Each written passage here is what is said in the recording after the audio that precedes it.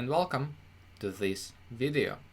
In this chapter we'll speak about the position which arises after the moves b3, e5. In my opinion, that's definitely one of the key moves at black's disposal. Arguably that's the most, not the most precise, but the most ambitious, the most critical move. Let's just think about this for a second.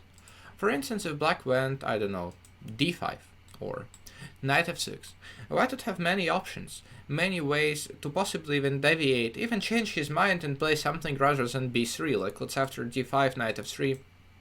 Okay, now we are back to a slightly different opening, and white could have done that.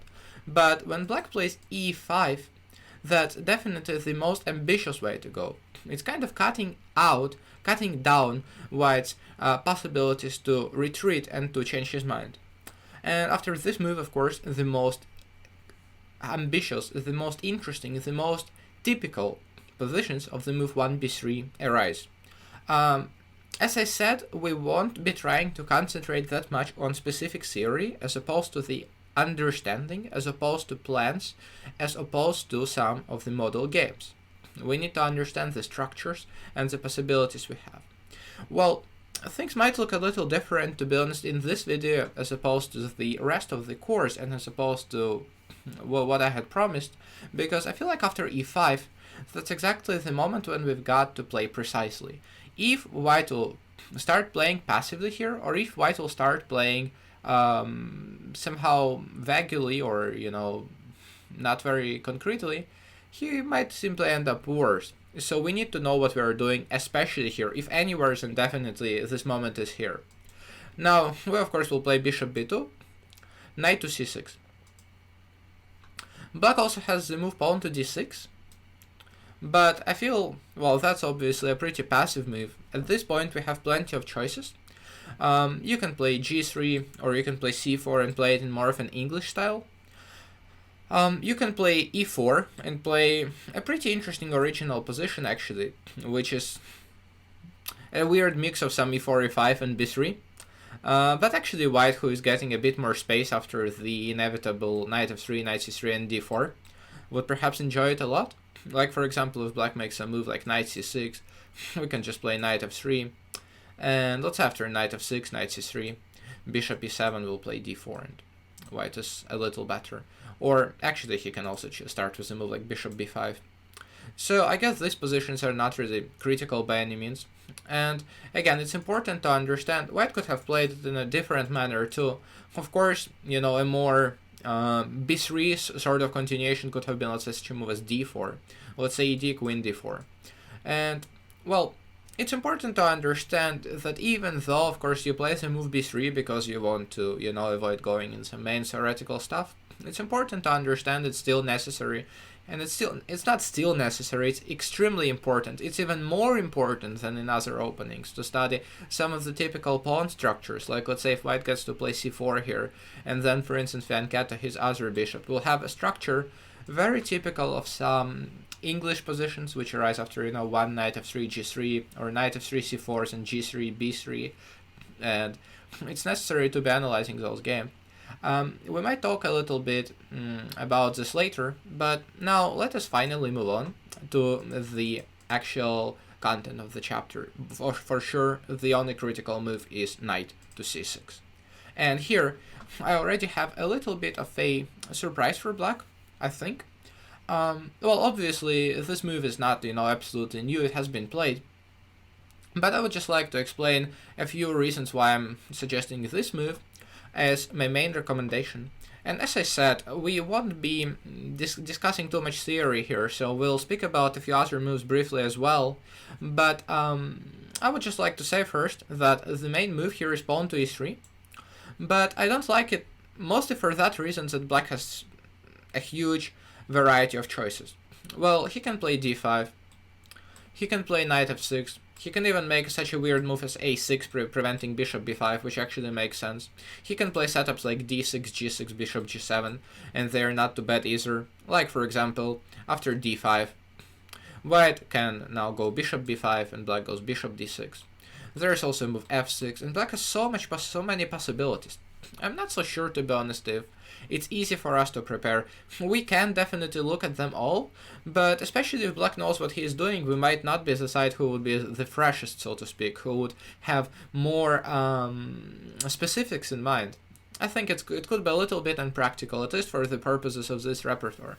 Well, you might investigate this, of course, a little more yourself. I not only don't mind, I strongly encourage you to do so. After all, any successful opening work is not just, your perception of someone talking, it's also your independent work, it's your interest, it's your passion, especially when it comes to a, slightly less popular opening than the main lines. It's supposed that if you play this, you really love it, you want to be analyzing it and discovering more things on your own. But okay, let us move on. So, this line is something I'm not that happy about. And also there is a move knight to f6, which I'm not that happy about either. Well, white has a move bishop b5 here, for instance. But then black has a fun idea, bishop d6, in case if you haven't seen it before. It's a little weird, but black wants to castle here, protect this pawn, and later go rook e8, hide the bishop back. And these positions are highly interesting too, and they're definitely something to discuss, if not for the purpose of, using this very line, then for the purpose of the pawn structures and interesting ideas. We want to analyze the game of chess, we want to analyze a lot of instructive things, not just narrowly the lines we play. So this is something to look into, but from the opening perspective, well, I have doubts here. So I would like to recommend something slightly different.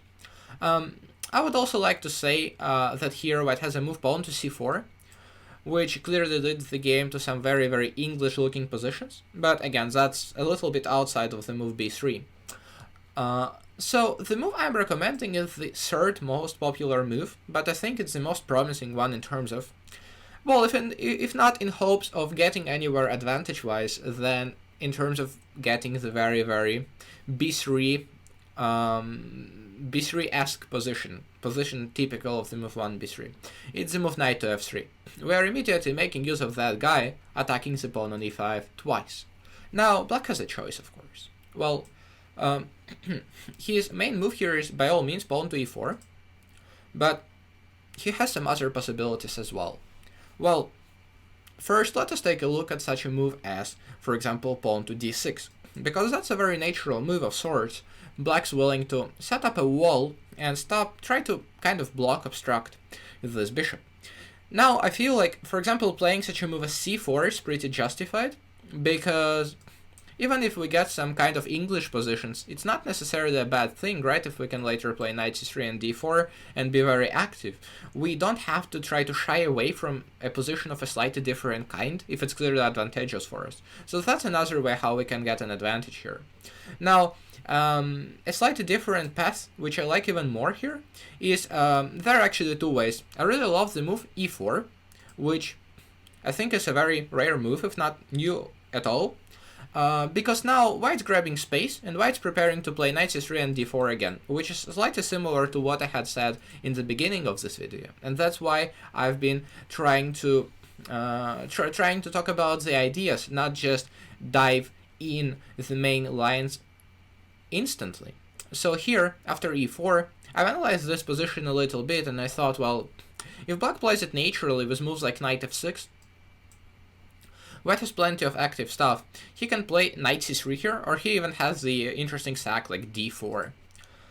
The point being that, obviously, if black would take here, we can even consider a move like bishop b5, intending to take later. And here, if black is getting greedy, his position will clearly become very, very bad shortly. Like, let's say if he takes, at this point we can castle, or we can make a move like queen e2, and black would be very uncomfortable, say queen e2, pinning that knight right away. Now, if black is to make a move like, say, d5, we have knight d4. Now we are attacking that knight, we are preparing f3, and black's position is already in dire straits. Like, let's say he goes bishop d7, okay, we've got f3, or we've got bishop c6 first, and after whatever black takes with f3, and it's time to say goodbye, the game is nearly over, black's losing that knight. So the position's not, very easy for black. Well, objectively he can equalize here, I think, if he is being a little more solid if he captures this pawn first. And now I've analyzed plenty of moves. I've analyzed bishop b5, for instance, the most forcing move.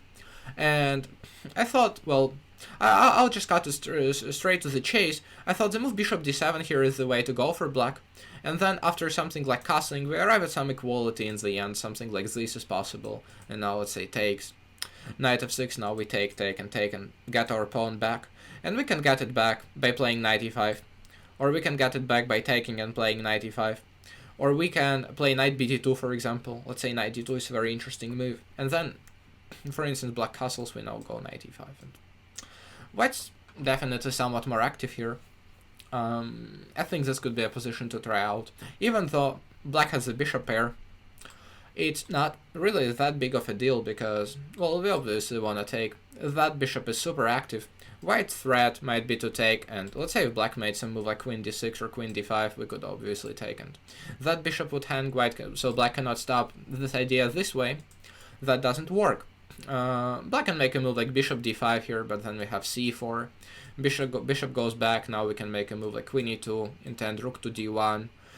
Maybe later we can make moves like knight f3, knight g5.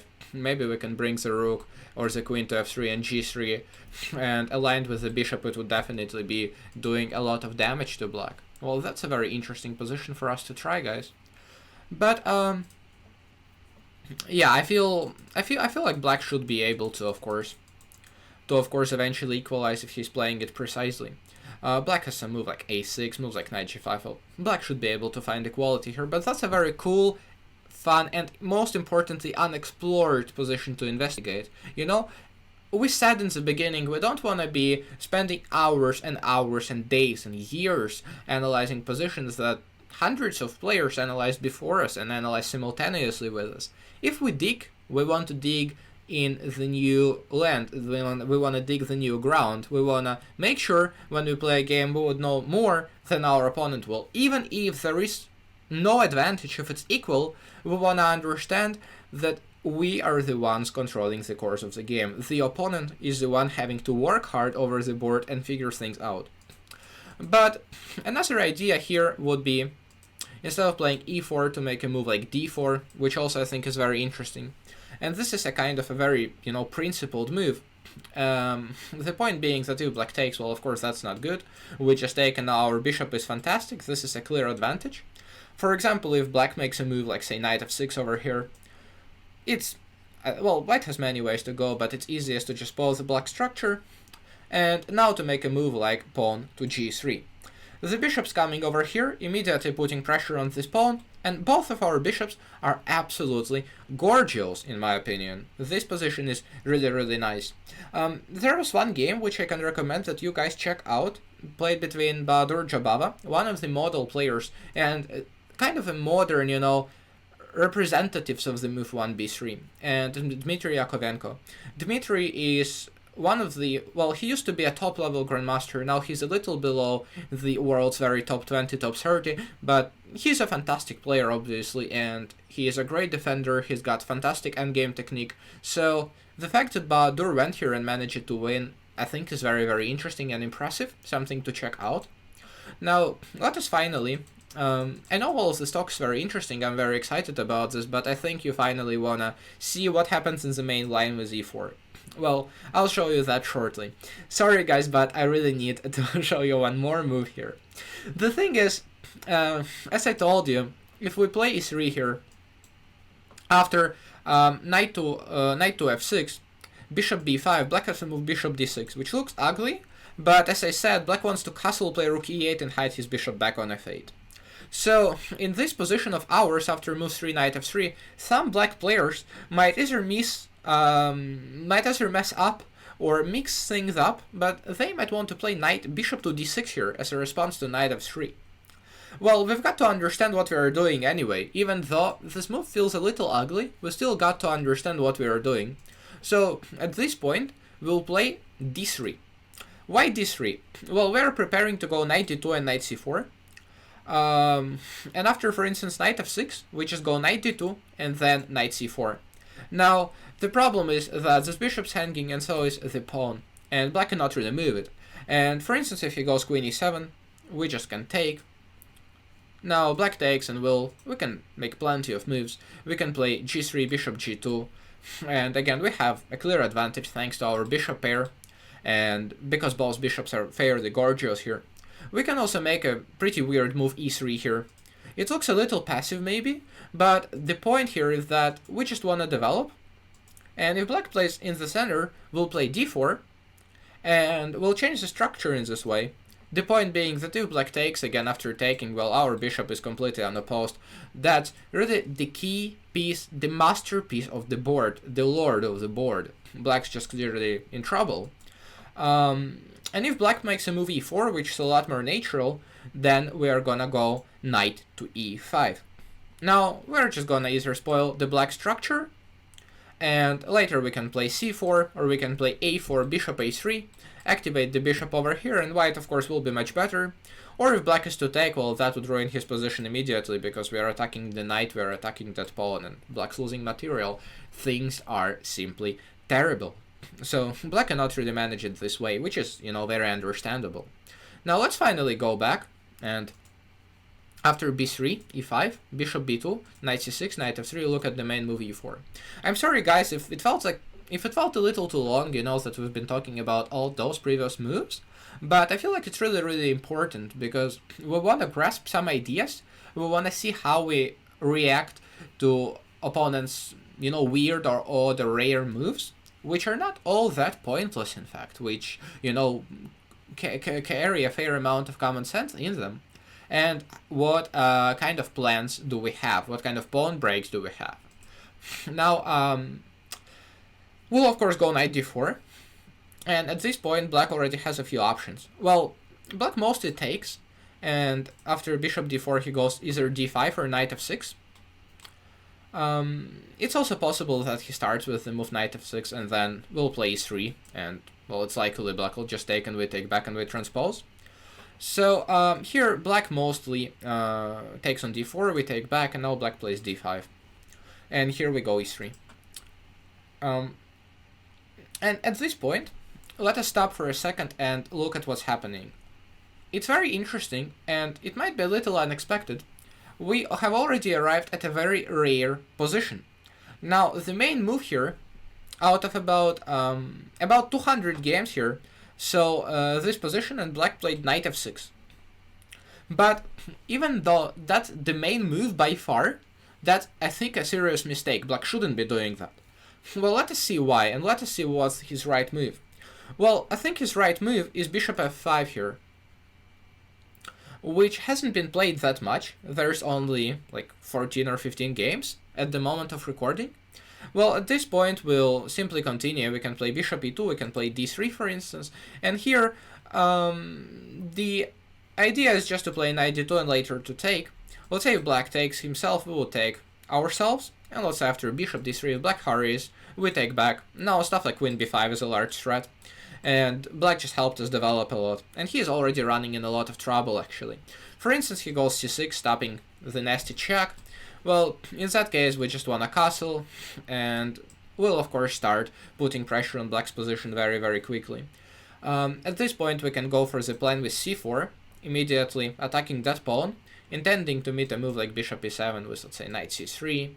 Now, black should not be castling perhaps, because after cd, let's say knight d5, and here rook to d1, white just getting an overwhelming elite in development, a very, very clear initiative. So that's something black should better avoid. He can also choose at some point to take on c4, but that wouldn't really help either. Let's say castling rook d1. Again, black can definitely play this, but our position is clearly better. Now, one plan could be to advance with e4, maybe f3, or maybe actually we could consider pushing f4, e5, f5, f6.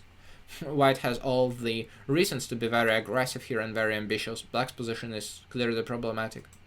White can also go knight e2, g3, f5, or maybe knight f4. If we imagine that this knight comes to g3, it's clear that the knight will be aiming to reach f5, but if black would try to ever stop it with the move g6, the entire diagonal will get crazy weak. So this position is by no means good for black or anything. I clearly don't like it.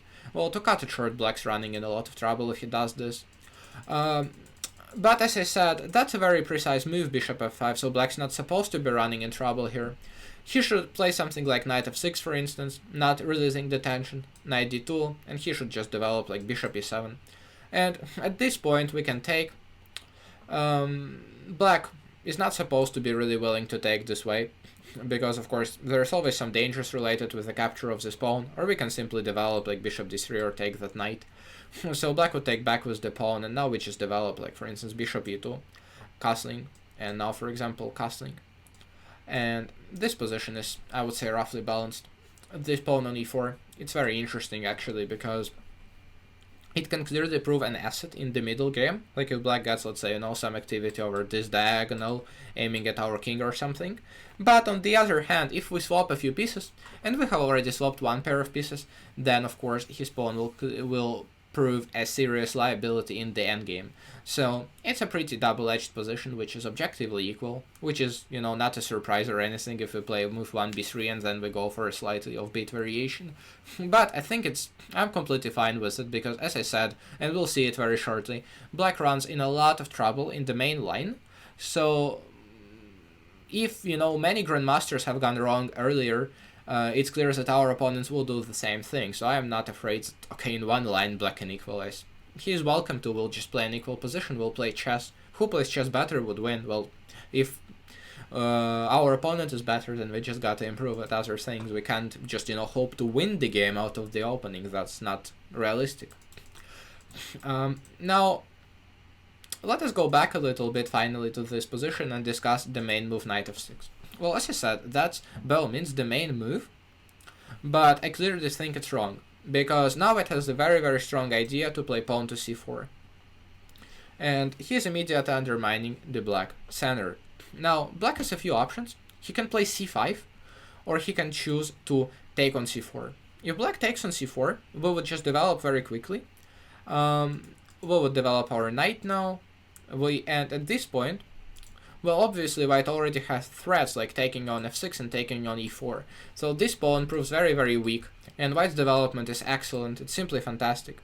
And if black makes a move like bishop f5, actually it's interesting, I think there have been, less than 10 games that reached this position, and then a position a few moves later, which we're about to see, was reached only in 3 games, and 2 of them have, have been reached by the same player, just within the frame of 1 month. He has been extremely lucky, of course.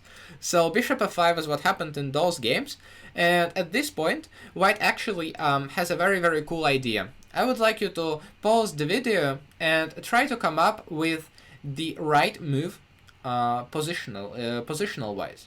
White doesn't have any tactics yet, don't wear yourself out looking for a win or something, but do make sure to look for the right positional continuation.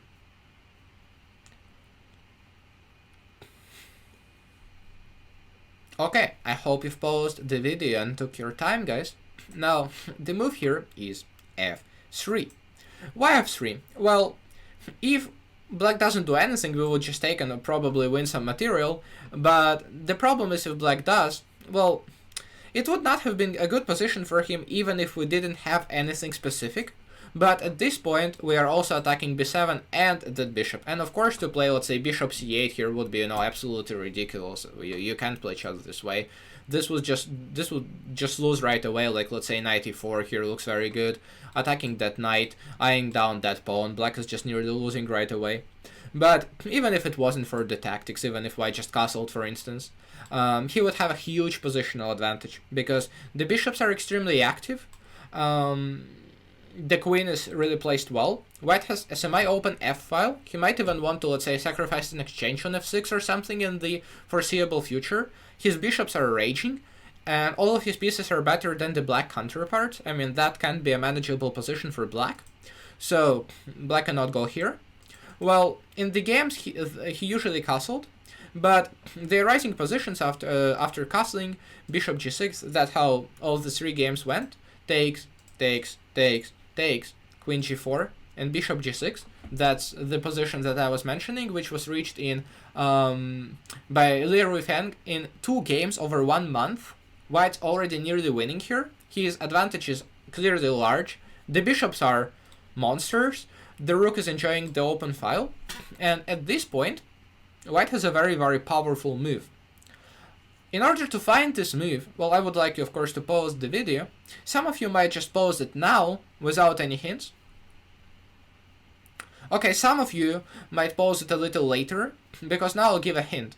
If you want to look for a move here, well, I understand you're fascinated by white's position. You must be, because it's clearly very attractive.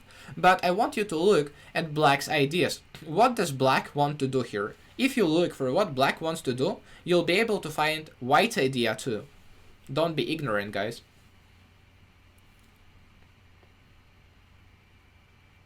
Okay, so I'll show the answer now. Well, the first question is, what does black actually want to do? Okay, let's say we make some move, like, I don't know, king h1, some random move. Well, black's idea here might be to play c5, kick this bishop out. Let's say bishop goes back, and here black has plenty of choices. Well, black can, for example, try to prepare the move b5. Black can try to offer a queen trade with a move like queen c8, which we definitely are not interested in. So that's something black's very, very excited about, to try to, first of all, chase the bishop, and secondly, offer the queen trade. So what did white do? I hope you found the move. It's very, very gorgeous, I think. It is rook to f5. Wow, what this move? Well, the thing here is that, first of all, it's stopping ideas like c5, or it's clearly making them a lot more difficult. But the main point here is that if black goes queen c8, trying to get a trade, or seemingly, you know, doing damage pinning white, white will just go rook f1 saying, okay, I don't care, you still cannot take because of mate. So white just going to later, let's say, move the queen or something, and it's surprisingly completely winning. White now has a very strong threat, actually. Let's say if black made a random move like a6, white would have a bunch of very interesting tactical possibilities. What would they be? What would you do here as white?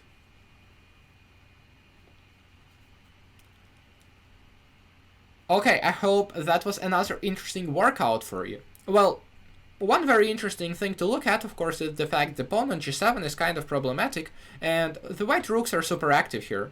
And the bishop here is really doing great. So let's say if we somehow took that pawn away, it could be very dangerous. Now, one idea that we can look for is rook takes f7. And it's just winning. The thing here is that, of course, if black takes the queen, it's checkmate in one. Check and check, right? Double check, and black is completely lost. Sorry. Mate in one move. And if black does something else, like rook f7, okay, we just have bishop f7, and black can never take because of queen takes on g7, so the game is just over. So that's a huge threat.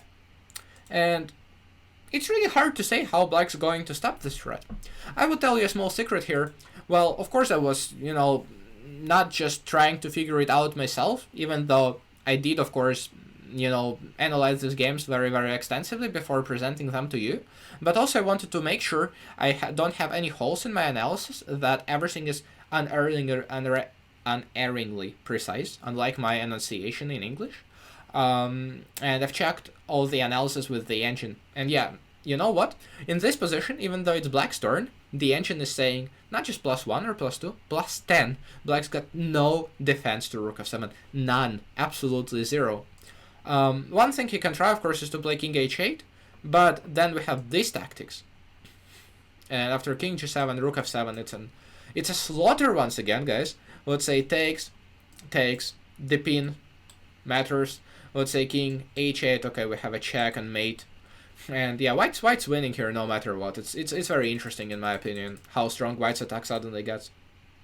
And here, the games really got finished very, very quickly. For example, one of them, so the move c5. Well, white just retreated, no problem. Now rook f1 is still coming down the pipe. Queen c8, rook f1. What to do? Rook f7 is coming. We know this tactics now. And after king h8, white had plenty of possibilities, but he continued with the very forcing move. Well, maybe not forcing in the regard like a capture or a check, but a move created a massive threat. He went queen g5. Now, tell me please, what's white wanting to do at the moment? Well, I hope you've paused the video again. It's very important to give this a thought as opposed to just watching. Well, for one, you might say, okay, white just unpinned, right? Because white couldn't move the rook previously that easily. Or as we saw in many lines, he could, but he needed to calculate stuff. Now he's ready to take on f7. That is true. But white's other idea here is to play queen h6. And, of course, black cannot take, and white's just going to do a very, very serious damage on that square on g7. So black continued with f6 here. How do we kill black at the moment? Again, please pause the video.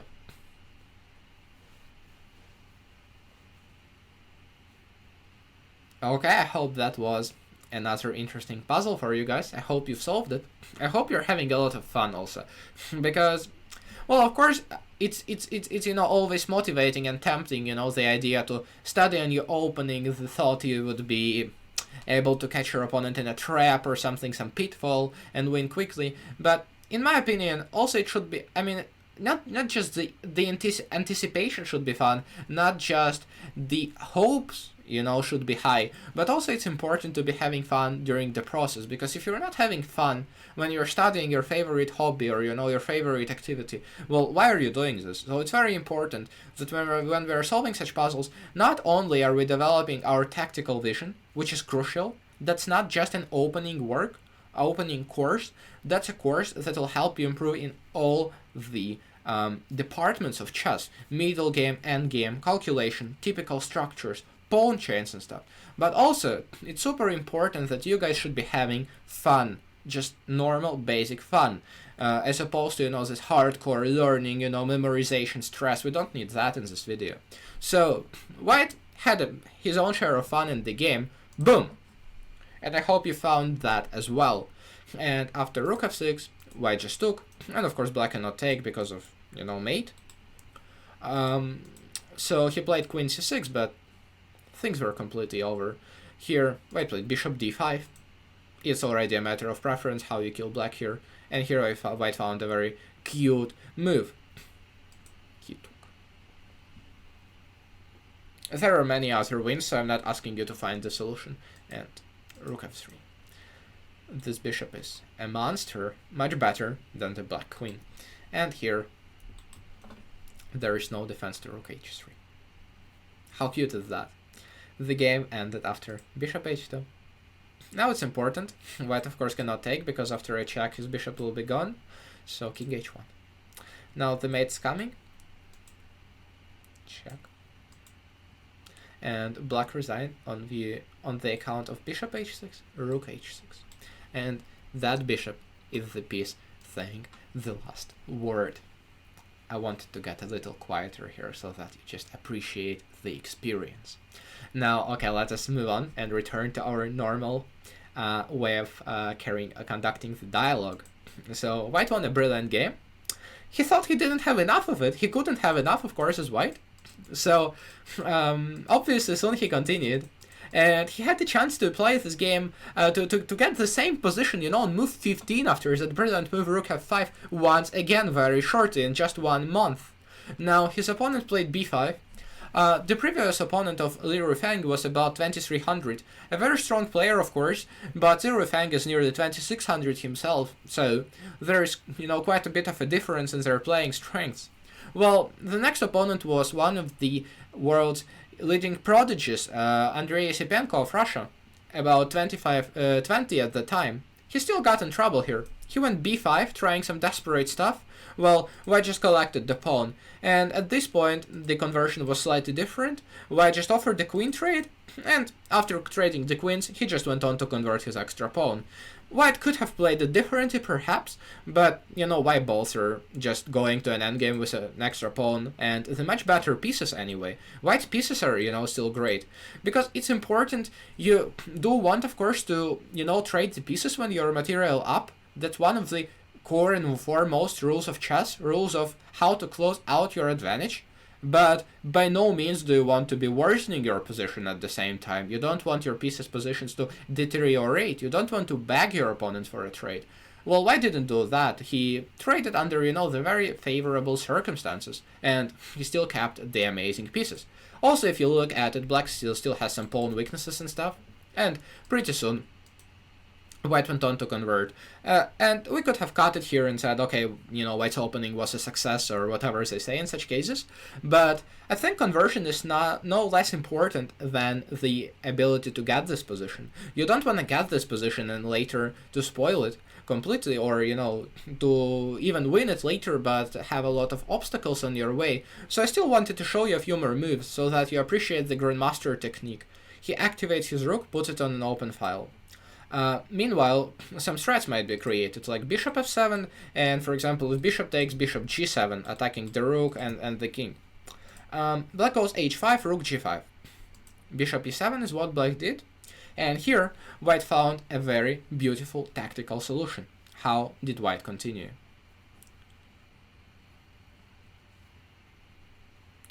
Okay, I hope you did pause the video again, and white could have made some move like say rook d5 or rook g3, it would have been completely okay.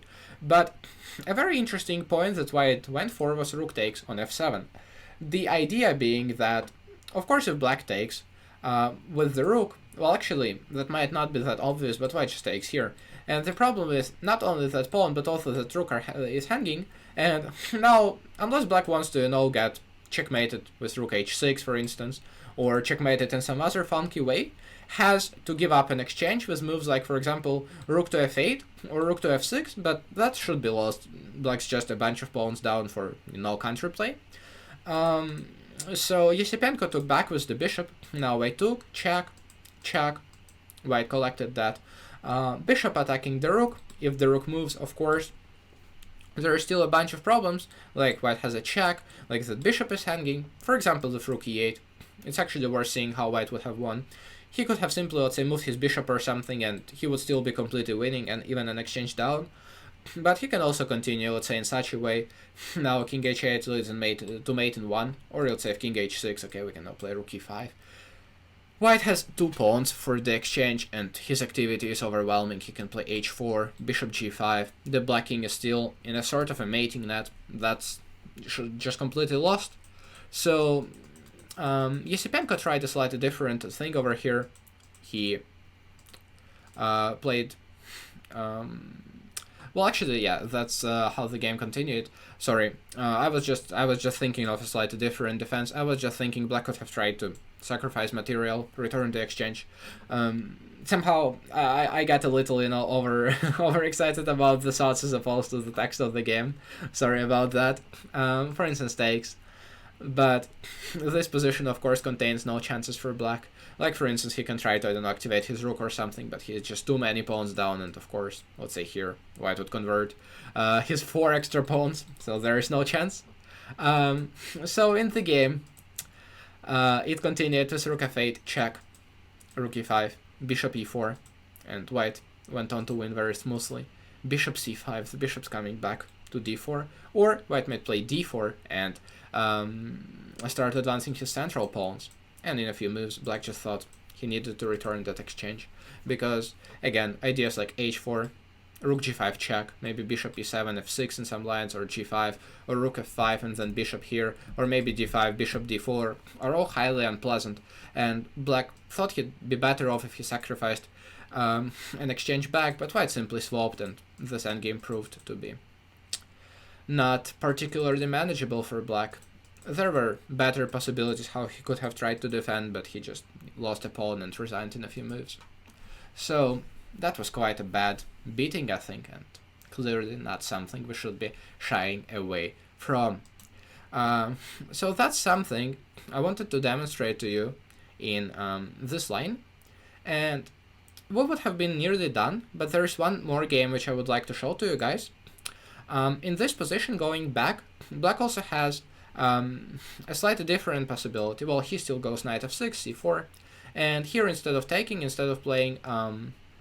c4, which is what we were looking at all times, black can also play c5, which is a fairly interesting move. Now, black's hoping white would go back, and then black would play d4, and white would probably have to resign. Well, I'm slightly exaggerating, but this bishop looks completely dominated by those pawns. It's no good for white at all. So white's got to take on f6 here, but he's very happy to, because now after queen f6, he has the move knight c3, and both pawns in the center are under a an extreme, severe amount of pressure. Now, let us not discuss some rubbish continuations like, let's say, d4, just giving up a pawn. Okay, we'll take and we'll play. So, what Motodov did here versus Jababa was dc4. Now, white took back, and at this point, again, the pawn on e4 is a big problem. And there's one more problem, namely that white can play bishop b5 check, because if black goes bishop d7, he loses the right to castle. And if he moves the king, well, okay, you know what, moving the king, let's say, to e7 won't be any fun. So black went queen e5 here. And at this point, actually, Jababa surprised me a little bit. I think all of us would have gone bishop b5, which I think is actually the best move. Of course, to play such a position would be clearly absolutely not unmanageable. Black would just resign. White has moves like f4, then maybe check, or maybe d3. Of course, that king would perish. Queen e2, queen b5 is another idea. Black would lose very shortly. But maybe king d8 is a move. Well, I mean, it looks really weird. Black might want to hide the king here. I definitely don't think that's a good continuation, but probably could be the reason why he didn't go here. So Jababa went f4 here, which is a strong move, but in my opinion, that's kind of, well, that's not type of a chess we want to play, because we want to be converting the winning positions in the most clean, natural, convenient way, as opposed to getting too imaginative, so to speak. Depriving the king of a right to castle would have been a lot cleaner, I think. Now, black took, white took, but it's interesting to see how overwhelming this position is for white. The material is equal, but the development is not, and black's got, too many problems over here. White's gonna castle, or maybe even do a slightly different thing, as we'll see shortly, and the pressure will prove unbearable. Now, black went queen f5. What do we do at this point, actually? White doesn't have any tactics, but he has a very, very cool move in this position. What is it? Right, instead of taking, or instead of going back to e2, for instance, white has a cool move queen g3. The point is that we're coming to c7 all of a sudden, intending to make that check a lot more deadly, and intending to always keep the black queen side under control. Now, black goes bishop e6 in the game, and here white went rook f1, harassing that queen, attacking f7, queen went back, queen c7, and at this point, the queen turned out to be too distant from the queen side, so black just loses. And the game continued in a very, well, here there's already not much black can do. He went bishop e7. Now white had many, many, many wins. I wouldn't be able to count how many. White just decided to take, check, and at this point he simply swapped. Now, taking back with the h-pawn would have also lost that guy on f7, and then there would have been some discovery. So black took fg, now check. Check. White could have also picked that pawn with a check if he wished to, but he thought he'd convert this way. Now knight e4. No, this is a problem, and white just went on to pick a bit more material, and of course with a bunch of extra pawns he won easily. And this game is really very, very impressive to me, because black got crushed as, in a typical way how club level players get crushed once in a while in some rapid tournaments, but it wasn't just some random player. I'm not showing you how a grandmaster beat an amateur in a simul. I'm showing you how a grandmaster beat a 26-40 level player, and someone who has been Caro-Kann second for many years, Alexander Motodov, is an extremely strong grandmaster. Fantastic opening knowledge, erudition, excellent technique, understanding. He has all that, but as we can see, he fell victim to the white's creativity and a slightly unconventional path, unconventional approach to the opening. And while I'm not able to offer you an objective advantage in, 1b3, I don't think anyone can. If someone offers you that, no, they're lying to you. While I can't offer you the objective advantage, I am able to offer to you, and I do offer you the fun, interesting positions. I do offer you the positions where the black players will not know much, where the chances that they'll go wrong will be extremely high, and your reward, if you play these lines, and if black's not exactly sure what he's doing, can be extremely, extremely promising. And that's what happened in this game too. An extremely, brilliant grandmaster way over 2600 couldn't even get out of the opening and lost without much fight. So I've presented a few games to you here in this move, 3 knight f3 after b3 e5, bishop b2, knight c6. And I hope they were interesting to you.